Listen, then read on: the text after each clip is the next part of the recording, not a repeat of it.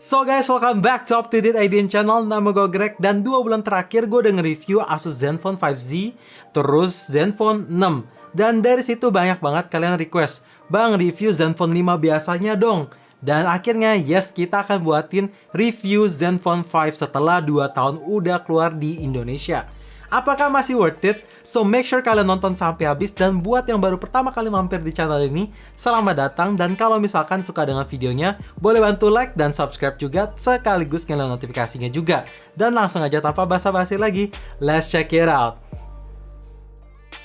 HP ini punya ukuran layar yang sama persis kayak di Zenfone 5Z kemarin, yaitu 6,2 inch dengan aspek rasionya 19:9. Jadi udah lumayan panjang, walaupun menurut gue masih terasa lebar sedikit lah ya. Tapi oke lah. Untuk ke resolusi layarnya sendiri udah pakai Full HD Plus yang sangat tajam, dan untuk warnanya bagus plus akurat. Berkat tipe layarnya udah pakai IPS LCD dengan tingkat akurasi warnanya DCI P3 100%. Jadi warna yang dihasilkan benar-benar akurat, kecuali kalau ada warna hitam, ya hitamnya nggak sepekat di AMOLED lah ya. Tapi it's fine lah, menurut gua nggak ada komplain. Dan untuk desain layarnya menurut gua masih cukup kekinian, walaupun ya notch-nya itu masih lebar ala-ala iPhone. Dan bezel bawahnya juga nggak tebel-tebel amat, makanya screen to body ratio di HP ini bisa mencapai 90%. Oh ya, untuk ketahanan layarnya udah pakai Corning Gorilla Glass 3 ya. Bahan material back cover di HP ini udah pakai kaca asli, plus frame-nya udah pakai metal asli juga. Sehingga looks dan feels-nya menurut gua udah premium. Ya walaupun memang untuk di grip menurut gua masih kurang enak lah ya. Karena pinggir kiri kanannya belum dibuat 3D curve, masih 2.5D aja. Tapi karena ini HP nggak gede-gede amat, ya masih oke lah menurut gua. Dan untuk desain sendiri menurut gua juga masih oke sih, walaupun belum punya warna yang bergradasi kayak zaman-zaman sekarang ini, tapi ada pattern yang kalau kena pantulan cahaya itu keren menurut gua. Dan terakhir, untuk berat HP ini menurut gua masih relatif enteng, walaupun ini pakai kaca dan metal asli. Karena beratnya itu cuma 165 gram aja. Itu enteng sih menurut gua. Chipset di HP ini menggunakan Snapdragon 636 dengan sistem fabrikasinya 14 nanometer. Yang performanya sih menurut gue masih oke lah. Untuk Antutunya bisa hit di angka 166 ribuan. Dan setelah gue ngetesin game PUBG, bisa dapet grafik settingan smooth dengan opsi frame rate high yang paling tertinggi. So far selama gue main di HP ini, konsistensi FPS bagus, multitouch itu aman, tidak ada isu apapun, dan yang paling penting gyroscope-nya tidak ada delay sama sekali. Pokoknya udah oke. Tapi memang menurut gue untuk FPS-nya sih masih bisa ditingkatin lagi, apalagi ini tahun 2020. Solusinya gampang, tinggal pakai aja atau install aplikasi GFX Tool supaya permainan game ini bisa lebih mulus di PUBG. Sedangkan untuk di Mobile Legends gue ngetesin, wah itu mah nggak usah ditanya. Bisa dapat HD mode on, high frame rate mode on, atau lock di 60 fps dengan settingannya juga high. Ini sih nggak ada komplain lah ya. Dan kalau ke tempat rame pun juga konsistensi FPS bagus. Frame dropnya nggak berasa menurut gue. Oh ya, kalau terakhir kalian tanya gimana suhu selama gue main di HP ini, menurut gue ya suhunya memang cukup berasa. Mungkin karena gue mainnya itu tanpa pakai casing. Jadi menghantar panasnya itu langsung dari kaca, kena kulit gue langsung berasa panas. So make sure kalian pasangin free casing ataupun beli casing yang memang bisa sirkulasi udaranya bagus, supaya panasnya nggak berasa lah. Varian yang masuk di Indonesia cuma ada satu aja, yaitu 4/64 GB. Yang teknologi RAM-nya udah pakai LPDDR4X dan internal memorinya pakai eMMC 5.1. Jadi ya walaupun belum UFS tapi oke lah. Dan untuk RAM 4 GB di tahun 2020 sendiri menurut gue juga masih bisa diandalkan. Aplikasi yang running di background tanpa harus loading ulang masih bisa running tuh 5 aplikasi selama gue pakai HP ini. Yang artinya bagus lah ya, nggak usah sering-sering untuk ngeload aplikasi yang sama dan nunggu loading ulang lagi. Terus buka tutup aplikasi bisa berjalan dengan baik, multitasking bagus, pokoknya gue nggak ada komplain sama sekali lah. Kamera belakang di HP ini tentu belum pakai triple atau quad kamera setup, masih dual setup kamera aja, tapi untungnya udah ada lensa ultrawide dengan resolusi 8 megapiksel. Dan primary lensnya udah pakai 12 megapiksel dengan sensor Sony IMX363 yang kalau di DxOMark bisa dapat skor 93. Itu tinggi loh ya untuk tahun 2018, dan bahkan untuk tahun ini juga masih oke. Dan setelah gue ngetesin hasil foto di daylight-nya, gue bener-bener nggak ada komplain sama sekali. Warna yang dihasilkan bagus, tingkat kedetailan tajam, dynamic range ngangkat, pokoknya looks-nya itu natural, mantep lah ya.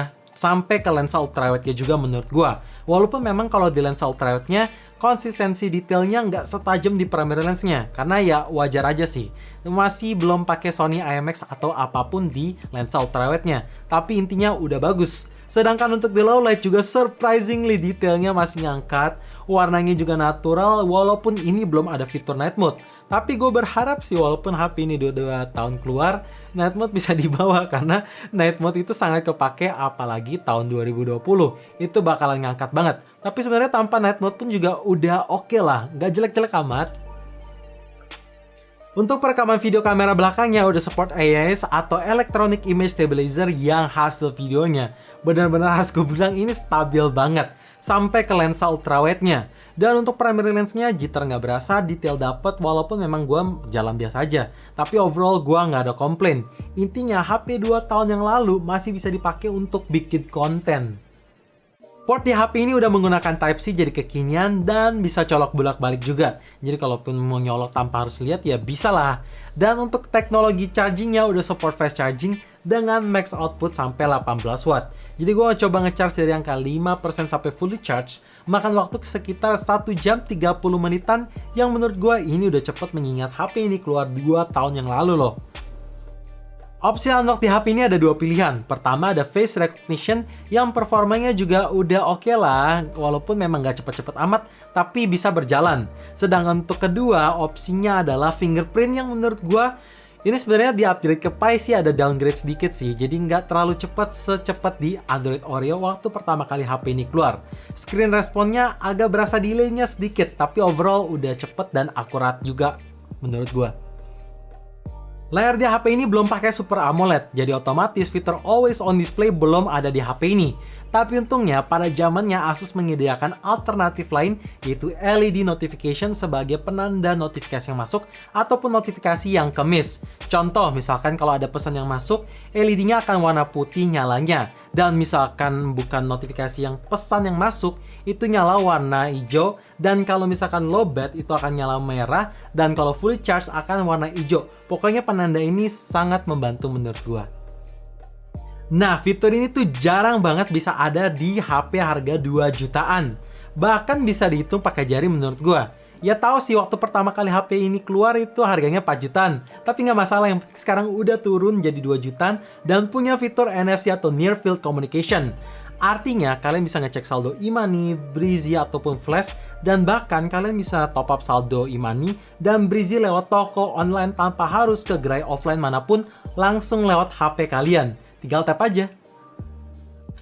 Dan ini fitur kedua yang jarang banget untuk hadir di HP di harga 2 jutaan, kecuali mantan flagship lah ya, kayak HP ini contohnya, yaitu stereo speaker atau ada 2 speaker di HP ini. Satu di bagian earpiece dan satu lagi di bagian bawah kanan yang overall kualitas suaranya tuh beneran kencang, bassnya berasa dan treble-nya juga masih oke menurut gua. Ya walaupun memang kualitas suaranya menurut gua kurang balance karena di bagian earpiece-nya itu kurang kenceng kalau mau dibandingin di bawah speakernya. Bassnya juga kurang berasa tapi at least ini stereo speaker dan harganya 2 jutaan. Jadi ini dia live testnya, so make sure kalian pasang earphone atau headphone dan langsung aja gue play di 100%.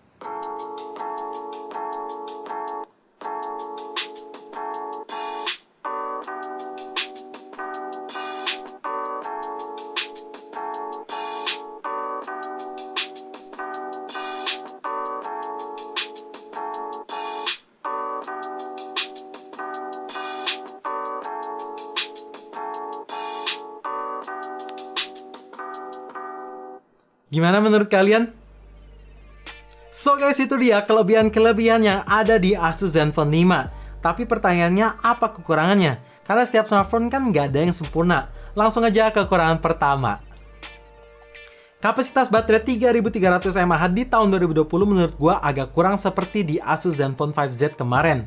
Karena aplikasi-aplikasi zaman sekarang require location terus-menerus. Terus makin berat juga, jadi otomatis baterai 3300 mAh bakalan cepet banget terkurasnya. Jadi buat kalian yang mau beli HP ini sebagai daily driver, make sure kalian beli power bank. Karena dipakai nonton YouTube nonstop dan scroll Instagram aja, gue bisa ngecharge 2 kali. Apalagi dipakai gaming, sehari bisa 3 kali ngecharge kali. SIM tray di HP ini cuma tersedia 2 slot aja, yaitu 1 slot dedicated SIM card dan kedua adalah 1 slot hybrid. yang kalian mesti milih. Mau pakai dual SIM yang support dual 4G plus VoLTE atau upgrade extra memori sampai 2 TB. Ya gede banget sih, memang so far kayaknya cuma Asus doang yang bisa support sampai 2 TB menurut gua ya. Kalau gue salah bisa dikoreksi di bawah. Tapi setahu gua itu 2 TB Asus doang. Jadi kalian mesti milih intinya sih, mau pakai dual SIM atau mau bikin HP ini jadi harddisk dadakan. Front facing kamera dengan resolusi 8 megapiksel di HP ini menurut gue juga kurang sama kayak di 5Z kemarin. Karena walaupun fitur Beautify udah gue matiin, tapi masih berasa kayak nyala dikit aja. Detail juga kurang dan ya bokehnya terlalu harsh menurut gue.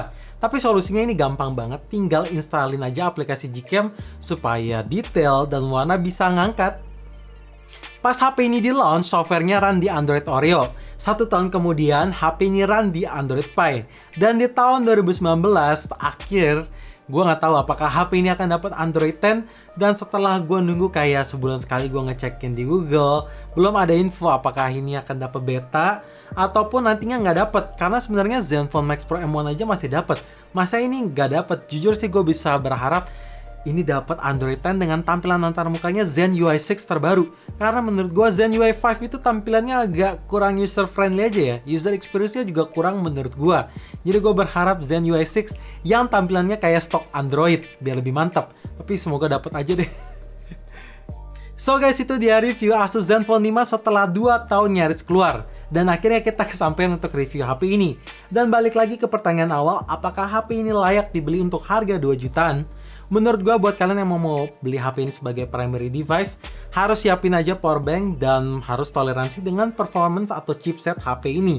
Karena Snapdragon 636 menurut gue masih bisa diandalkan tapi sekaligus juga kurang aja menurut gue. Tapi dengan fitur-fitur lain yang tadi gue sebutin, ini jelas worth it banget. So, thank you for watching. Jangan lupa like dan subscribe channel ini, sekaligus nyalain notifikasinya juga. Stay safe, stay healthy, and stay updated with up to date.